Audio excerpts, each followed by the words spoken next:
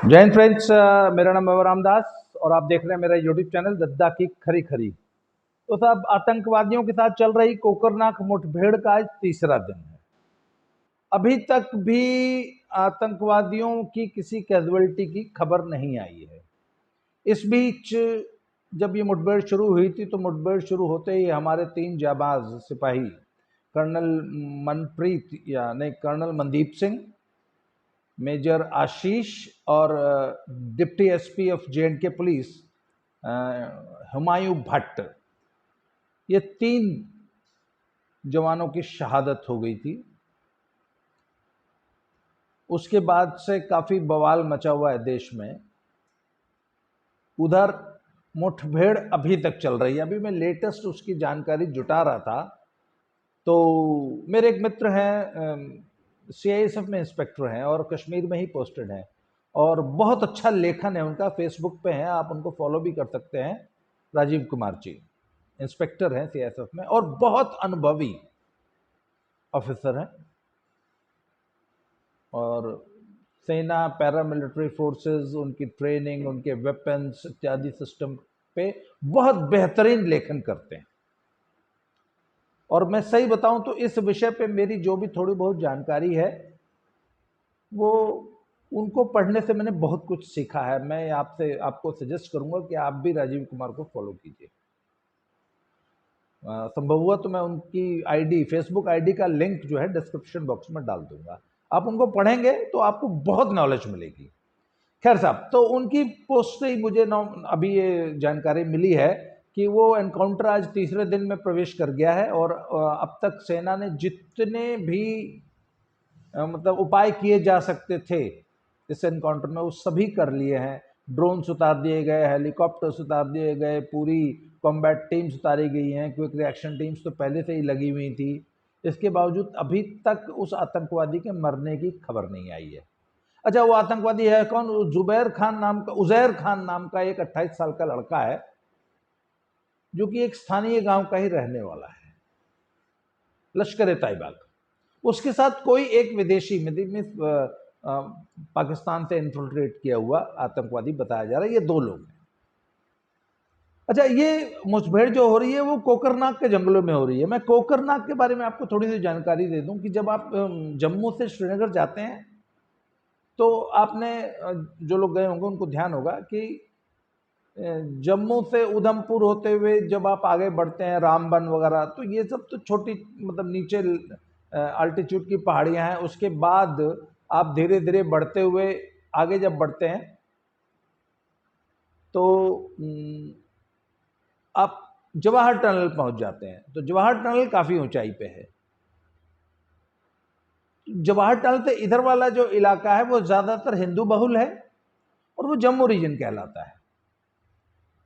जवाहर नगर से जैसे ही आप क्रॉस करते हैं जवाहर टनल, तो फिर वो जो है वो वहां से कश्मीर वैली स्टार्ट हो जाती है और जवाहर टनल काफी ऊंचाई पे है।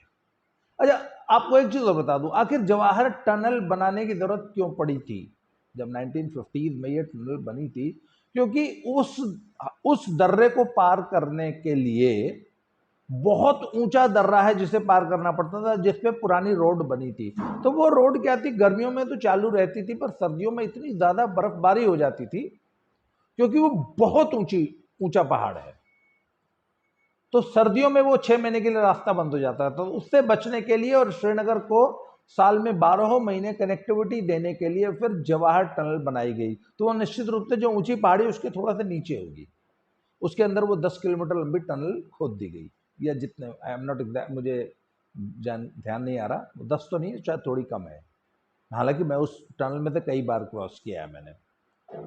तो जैसे ही आप जवाहर टनल क्रॉस करते हैं, चूंकि जवाहर टनल बहुत ऊंचाई पे है, तो अगला लगभग 15 किलोमीटर तक लगातार आप नीचे उतरते हैं, लगातार नीचे उतरते हैं और वैली में पहुंच जाते हैं। तो वैली में पहुंचने पर जो पहला कस्बा आता है वो है काजीगुंड।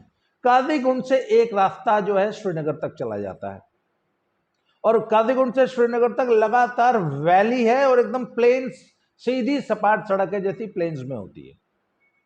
तो काजीगुंड से एक रास्ता मुड़ जाता है और लगभग वहां से 25 या 30 किलोमीटर दूर ये जगह है कोकरनाग।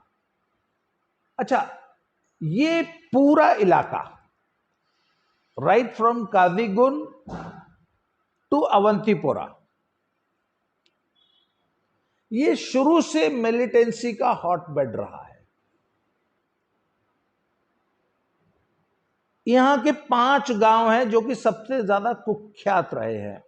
और आपको याद होगा ना, वो गरीब मास्टर का जो बेटा था, जिसको बाद में इंडियन आर्मी ने जिसका उन्मूलन किया, और फिर उसके पूरे गैंग का सबका, उस इलाके के 99.99% टेररिस्ट का उन्मूलन सन 2014 के बाद भारत सरकार ने और जम्मू कश्मीर की फोर्सेस ने किया है, जम्मू कश्मीर प्रशासन ने।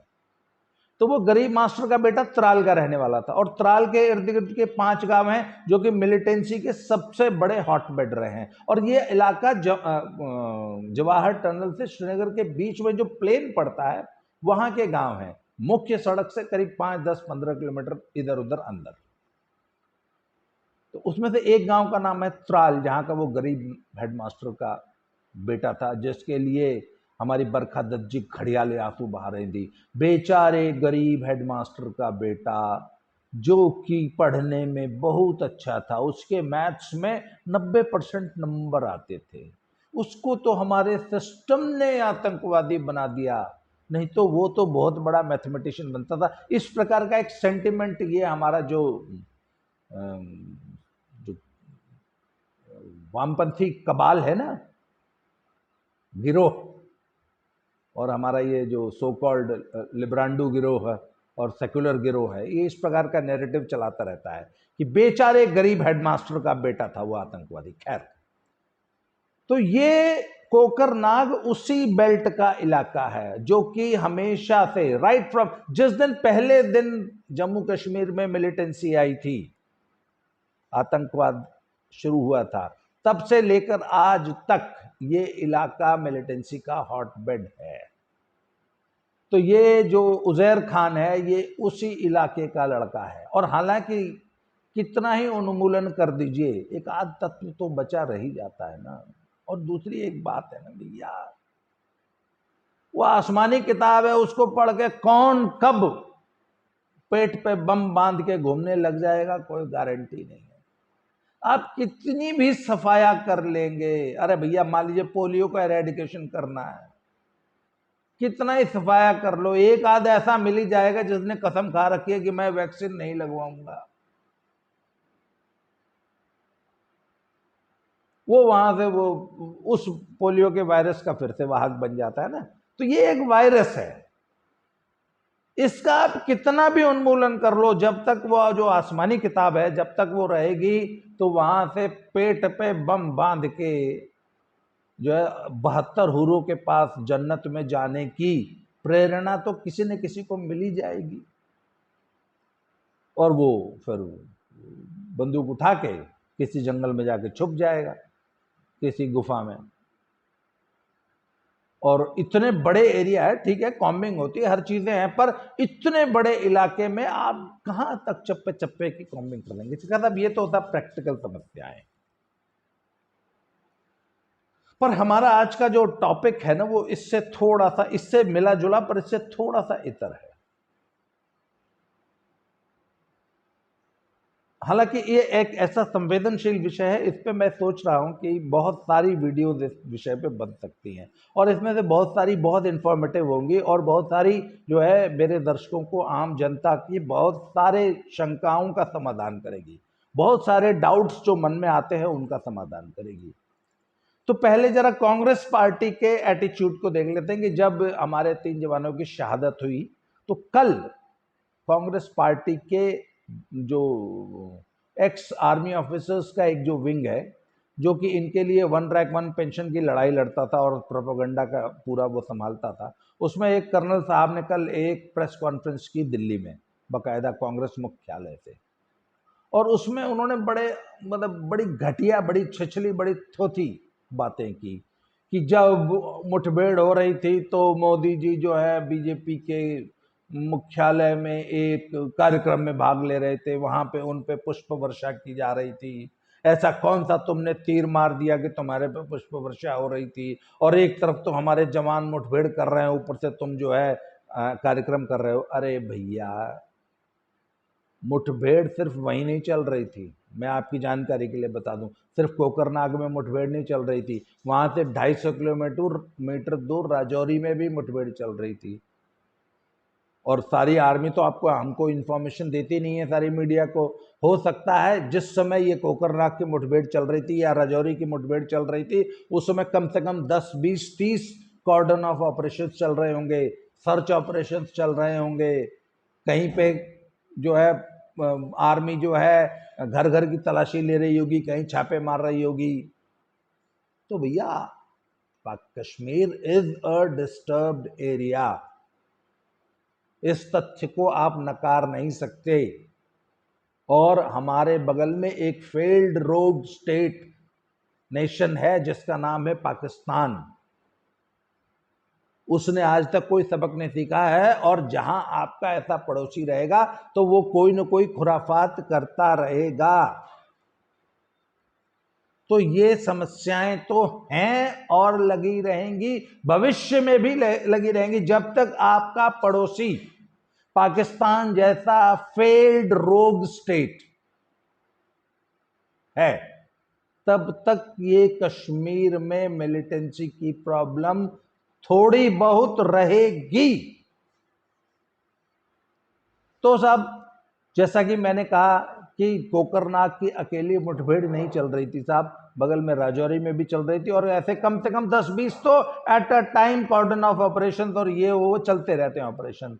तो एक बात बताओ ना, वहां पे एक ऑपरेशन चल रहा है तो हिंदुस्तान के 140 करोड़ नागरिक क्या सब अपना काम बंद करके बैठ जाएंगे? अरे भाई रुक जाओ, कुछ मत करो, अरे भैया घर में खाना मत बनाओ, अरे भैया खाना मत खाओ, क्यों? वहां कोकरनाग में मुठभेड़ चल रही है? नहीं सर, कोकरनाग में मुठभेड़ चल रही है, आर्मी अपना काम कर रही है, परंतु इसके बाद इसके साथ साथ 140 करोड़ भारतीय वो भी अपना अपना काम कर रहे हैं, करते रहेंगे। ये बहुत दुख की बात है कि हमारे 3 जांबाज सिपाही, मैं सिपाही इसलिए बोल रहा हूँ, जवान इसलिए बोल रहा हूँ कि देवर यंगस्टर्स, और आखिर हैं तो वो देश के सिपाही, मतलब रैंक डजंट मैटर। हमारे 3 जाबाज अफसर, हमारे 3 सिपाही, इन्होंने सर्वोच्च बलिदान दिया है। हमारी पूरी सहानुभूति उनके परिवारों के साथ है, हम उनके दुख में शामिल हैं, परंतु इसका मतलब ये नहीं है कि हम अपना सारा काम धाम छोड़ के पूरा देश खड़ा हो जाएगा। अरे भाई, कोई इस वक्त रेल चला रहा था जिस वक्त वो मुठभेड़ चल रही थी, जिस वक्त वो 5 सैनिक वहाँ, 3 सैनिक वहाँ घायल अवस्था में, उनके शरीर से खून बह रहा था, उस वक्त एक आदमी रेल चला रहा था, उसने अपनी ट्रेन नहीं रोक दी थी। एक आदमी बस के टिकट काट रहा था, एक आदमी अपनी दुकान में कपड़े सिल रहा था, एक महिला अपने घर में खाना बना रही थी, उस वक्त एक टीचर प्राइमरी क्लास में अपने बच्चों को ABCD पढ़ा रही थी। ये देश चल रहा था। तो सब कांग्रेस को तो आर मचाना है। ऐसे ही एक बार याद है आपको, जब पुलवामा में अटैक हुआ था तो मोदी जी जो हैं वो बियर ग्रिल के साथ कोई एक कार्यक्रम शूट कर रहे थे, वो वाइल्ड लाइफ स्टोरी थी। उस वक्त भी कांग्रेस ने बहुत आराम मचाया था कि जब पुलवामा का अटैक हुआ तो मोदी जी वहां जंगलों में थे रामनगर के। अरे भैया, मोदी जी का वो शेड्यूल्ड प्रोग्राम था और मोदी जी उस काम को कर रहे थे। उसके बाद जब वो कहते हैं मोदी जी जो है आउट ऑफ टच थे, ऐसा नहीं होता है। देश का प्रधानमंत्री आज के ज़माने में, जबकि इतना ज़्यादा टेक्नोलॉजी एडवांस हो गई है और संचार माध्यम इतने एडवांस हो गए हैं, वहाँ देश का प्रधानमंत्री मतलब लंबे समय तो क्या, 1 मिनट के लिए भी कांटेक्ट से बाहर नहीं होता है। तो इसलिए ये एक तो गलत प्रोपेगेंडा था। और उसके बाद एक बात बताइए ना, मोदी जी एक काम कर रहे थे, कहीं भी थे, उनको सूचना दी गई, तो फिर मोदी जी ने जो भी जानकारी ली होगी, एक्शन लिया होगा, निर्देश दिए होंगे, पूरी जानकारी ली होगी और अपना काम किया होगा। अब वो सारी जानकारी वो कांग्रेस के आईटी सेल को तो बताएंगे नहीं, अरे भैया सुनो हमने अपना ये वाला कार्यक्रम रोक के ये काम कर दिया है। आपको याद होगा जब 9/11 का अटैक हुआ था, याद है, तो जॉर्ज बुश क्या कर रहे थे? जॉर्ज बुश देश के राष्ट्रपति थे, तो वो एक स्कूल में प्राइमरी बच्चों के साथ इंटरेक्ट कर रहे थे, प्राइमरी स्कूल के बच्चों के 5-6 साल के बच्चों के साथ वो इंटरेक्ट कर रहे थे। वो वीडियो हमने देखी है सबने, अगर नहीं देखी होगी आपने तो यूट्यूब पर उठा के देख लीजिएगा। तो वहां पे एक अधिकारी ने आकर कान में प्रेसिडेंट जॉर्ज बुश को सूचना दी कि सर ऐसे ऐसे वर्ल्ड ट्रेड सेंटर पे अटैक हो गया है, और president Bush looked literally disturbed, और उन्होंने 10-20 सेकंड तक उस अधिकारी से बात की। वो अधिकारी चला गया और प्रेसिडेंट बुश फिर बच्चों से बात करने लगे। करीब 2 मिनट या 3 मिनट बाद वो अधिकारी फिर आया, क्योंकि आपको मालूम है 2 हवाई जहाज घुस गए थे ना टावर्स में। तो दूसरी टावर में जब दूसरा हवाई जहाज घुस गया, तब वो अधिकारी फिर बताने आया कि सर दूसरे टावर में भी दूसरा प्लेन घुस गया है। तब जॉर्ज बुश ने वो कार्यक्रम वहां रोक के, बच्चों से अपनी बातचीत रोक के वो उस कमरे से बाहर आए हैं, और उन्होंने फिर आगे जो भी अपने टीम को जो भी निर्देश दिया होगा। उसके बाद क्या हुआ, वो बच्चों से वापस मिले या उन्होंने उस स्कूल के बाकी कार्यक्रमों को निपटाया कि नहीं निपटाया, ये हमें जानकारी नहीं है। परंतु वो पहले टावर पे अटैक के बाद भी अगले 3 मिनट तक बच्चों से इंटरेक्ट करते रहे। अब आप इसमें चाहे जितना आर मचा लीजिए, अरे भैया प्रेसिडेंट बुश के काम करने का एक तरीका है, वो उस तरीके से काम करेगा। अगर वो एक कार्यक्रम कर रहा है, this does not mean that he is not looking after his other duties. और ये देश है, ऐसे ही चलता है, हर आदमी अपना काम करता रहता है।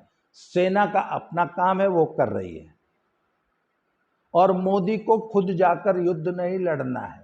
मोदी को ऐसी घटनाओं की पुनरावृत्ति न हो, उसके लिए योजनाएं बनानी है, उसके लिए काम करना है, देश को उसके लिए तैयार कर रहा है, अपनी सेना को उसके लिए तैयार करना है, और अपने विदेश विभाग, विदेश नीति, कूटनीति, राजनीति से पाकिस्तान को और विश्व की दूसरी पावर्स को कैसे डील करना है कि हमारी ये समस्याएं कम से कम हो, ये मोदी का काम है। मोदी का काम बॉर्डर पे जाके लड़ना नहीं है।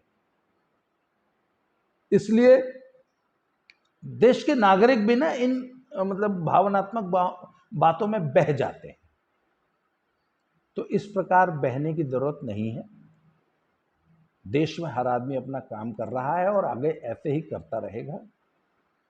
अभी तक कोकरनाग की मुठभेड़, जहाँ तक अभी मेरी जानकारी है, ये दिन में मैं आज लगभग 1 बजे ये वीडियो बना रहा हूँ, और अभी तक की जानकारी है कि वो मुठभेड़ अभी तक चल रही है, और इस बीच एक जवान के और हताहत होने का समाचार है।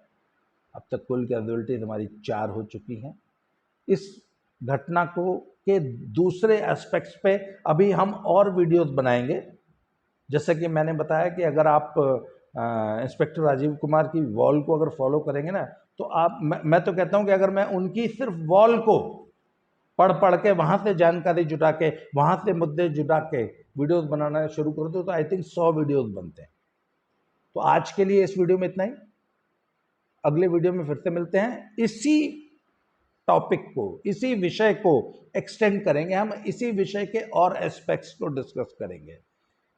एक सबसे बड़ा सवाल इसमें यह आ रहा है कि आखिर सेना का 19 राष्ट्रीय राइफल्स जो रेजिमेंट है ना, जो वहां पे इस ऑपरेशन को कर रही है, उसके सीईओ को, कमांडिंग ऑफिसर को फ्रंट पे जाने की क्या जरूरत थी, ये एक बहस का विषय है, और इसके बारे में हम अगले टॉपिक में, अगले वीडियो में डिस्कस करेंगे कि जिस ऑपरेशन को फौज के एक कैप्टन, मेजर या लेफ्टिनेंट को लीड करना चाहिए था, वहां पे सीईओ क्या करने गया था।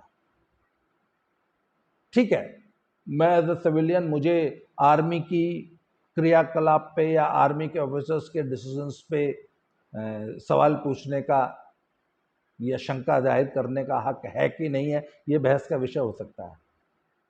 परंतु आगे ऐसी घटनाएं न हो, इस प्रकार की कैजुअलिटीज न हो, इस पे देश में विमर्श तो होना चाहिए ना। तो अगले टॉपिक में हम ये डिस्कस करेंगे कि राष्ट्रीय राइफल्स का कमांडिंग ऑफिसर उस ऑपरेशन में सबसे आगे क्या कर रहा था और पहली ही वॉली में शहीद हुआ। अगर जिस जिस टीम का कैप्टन, जिसका कमांडिंग ऑफिसर ही शहीद हो जाए युद्ध में, तो उस रेजिमेंट के बाकी के जवानों का मोरल क्या क्या होगा।